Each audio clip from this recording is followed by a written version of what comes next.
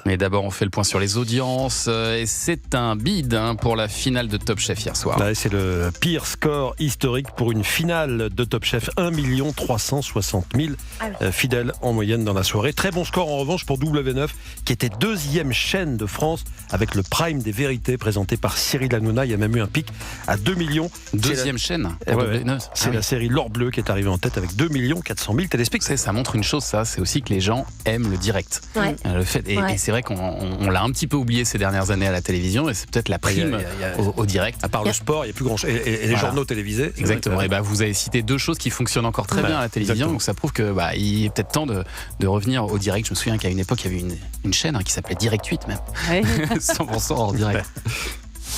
Europe 1, le journal des médias. Et on va continuer à parler de ce prime des vérités et des annonces qui ont été faites hier soir par Cyril Hanouna. Cyril Hanouna a annoncé plusieurs changements concernant la bande. Benjamin Castaldi fera son retour après 2 saisons. Laurence Boccolini, qui a rejoint la chaîne le mois dernier, sera également dans le tour de table. En revanche, concernant le retour de Mathieu Delormeau, Cyril Hanouna a clarifié plusieurs petites choses. J'ai pas du tout apprécié sa réponse à Léa Salamé. Lorsqu'il dit à Léa Salamé, est-ce que vous y retourneriez-vous ? Vous savez, venir et être sur le premier talk de France, c'est pas une sanction. C'est une chance. C'est une chance. C'est une chance de vie. Donc s'il se rend compte que c'est une chance, qu'il a envie de revenir et qu'il me le dit, qu'il arrive à trouver des mots pour me faire changer d'avis, pourquoi pas ? À l'heure qu'il est, pour l'instant, c'est non. A priori, donc, Mathieu Delormeau ne reviendra pas dans l'émission de Cyril Hanouna.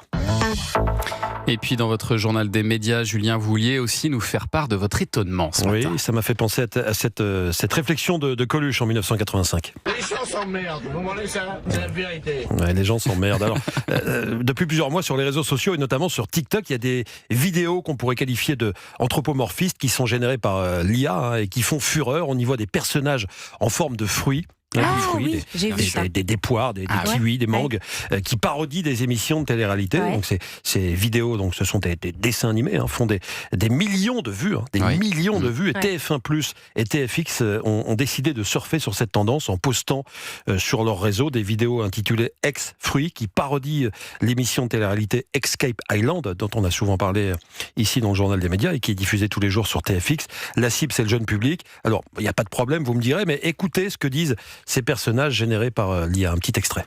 Notez votre relation sur 10 ? Mais quelle relation en fait ? On se connaît pas ? Ah ouais, non, elle est dure. Et je parle pas de ma beuteux. Ah oui. Vous allez voir, je vais la faire craquer, la kiwina. Voilà, donc il y a quelques vulgarités non censurées qui se retrouvent sur les réseaux sociaux du groupe TF1, grand groupe audiovisuel français. TF1, qu'est-ce que vous faites là ? TF1, remettez-vous en question.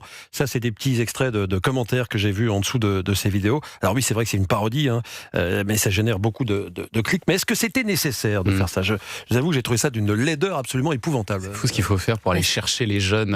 Aujourd'hui, on a l'impression que c'est le réflexe, c'est d'aller vers la vulgarité absolument. Bah ouais, c'est ça, mais on attire les petits avec ses dessins et en même temps on dit des mots hyper vulgaires. Vous connaissiez cette tendance, Pas du tout, c'est affreux. Franchement. Tendance des fruits. Voilà. Les enfants, ils m'en parlent régulièrement parce que ça circule. Ah oui, bien sûr. Vos enfants regardent ça ? Ah oui. Bah, ils tombent dessus parfois. Ils tombent dessus, mais ils regardent pas. Voilà, c'est ça. Voilà, bien sûr. C'est là que vous êtes très fort. Je veille au grain. Ah oui. Mais ils en parlent dans les cours d'école, évidemment. Et alors, côté programme, un célèbre jeu de la télévision, lui, va servir de décor dans un téléfilm policier. Bon, vous connaissez tous les téléfilms Meurtre à. Oui. Vous connaissez tous Fort Boyard aussi. On mélange les deux et voilà, on a Meurtre à Fort Boyard. Et oui, ça va exister. En mars, la directrice de la fiction et des programmes de France Télé, Anne Olmès, avait confié à Télé Loisirs sa volonté de faire un épisode, de tourner un épisode dans les murs du célèbre fort. Et bien voilà, ça va être fait. Le tournage de Meurtre à Fort Boyard a commencé cette semaine. Le pitch, 2 enquêtrices, Olivia Cotte et Marie Petiot, devront retrouver le meurtrier d'une personne qui a été assassinée au pied du fort. J'espère que c'est pas le père Fouras. Ah non, pas lui. Touchez pas au père Fouras. Il est immortel, le père Fouras. Peut-être qu'il aura un petit rôle, qui sait, dans cet épisode. Sacré coup de com' en tout cas pour France Télé, qui annonce en parallèle l'arrêt de plusieurs de ses fictions comme A priori ou César Wagner pour cause d'économie. J'en reviens à Fort Boyard, c'est pas la première fois que ça va servir de décor à une fiction. On se souvient de la fin du film Les Aventuriers de Robert Enrico avec Lino Ventura et Alain Delon. C'était dans le Fort Boyard, mais avant sa restauration, il était encore en ruine à l'époque. Puis il cherchait pas des clés à l'époque. Non, il n'y avait pas de père Fouras, il n'y avait pas de clés, il n'y avait pas de Cyril Ferraud. Merci beaucoup Julien pour ce journal des médias dont toutes les infos sont à retrouver dans la newsletter média, inscription gratuite sur europe1.fr. Allez, restez avec nous sur Europe 1 dans un